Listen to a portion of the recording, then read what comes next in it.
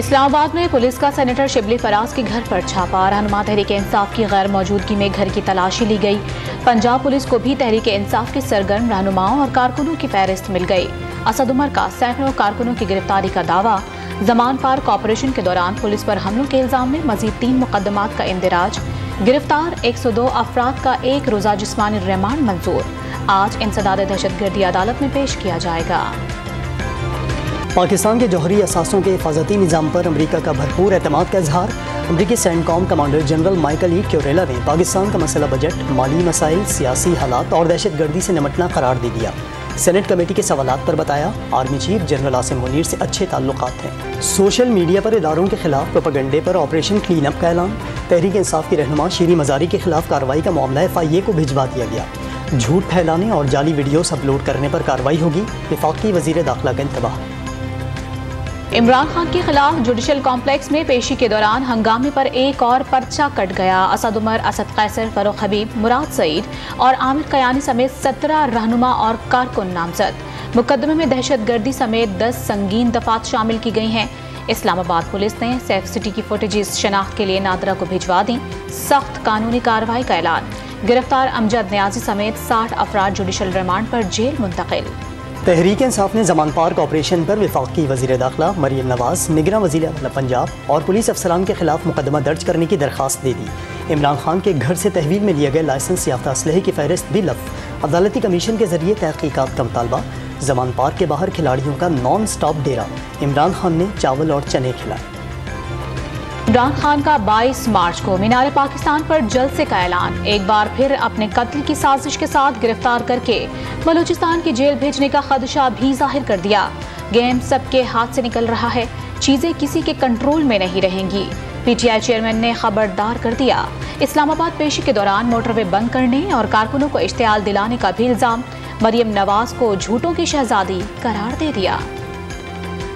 PM نواز کا تحریک انصاف پر کالعدم تنظیم کے کارکن بھرتی کرنے کا الزام۔ زمان پارک آپریشن کے دوران ہنگامے کی ویڈیوز شیئر کر دی۔ وزیر اطلاعات مریم اورنگزیب نے PTI چیئرمین کو سیاسی دہشت گرد قرار دے دیا۔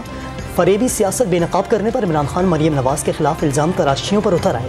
وفاقی وزیر داخلہ رانا ثناءاللہ نے جتھا عدالت لانا غنڈہ گردی قرار دے ڈالی۔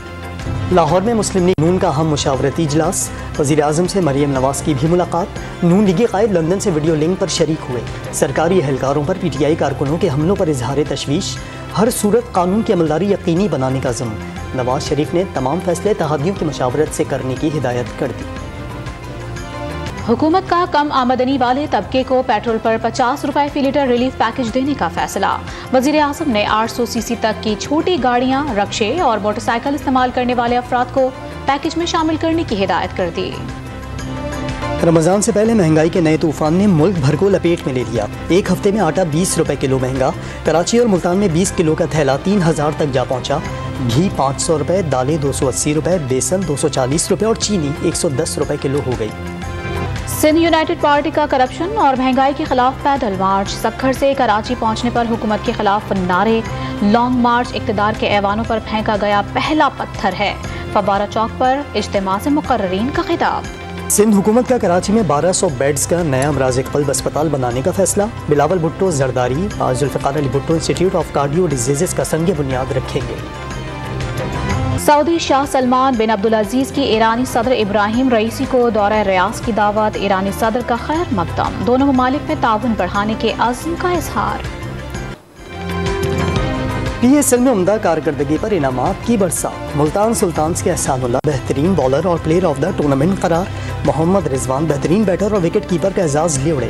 عباس آفریدی ایمرجنگ کرکٹر، عماد وسیم بہترین آل راؤنڈر اور کائرن پولارڈ بہترین فیلڈر کے حقدار۔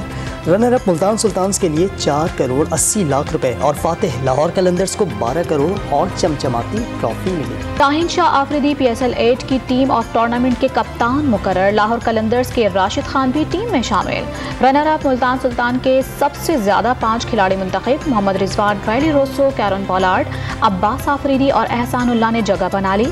پشاور زلمی کے بابر اعظم، محمد حارث اور سائم ایوب، کراچی کے عماد وسیم اور اسلام آباد کے اعظم خان بھی ٹیم کا حصہ۔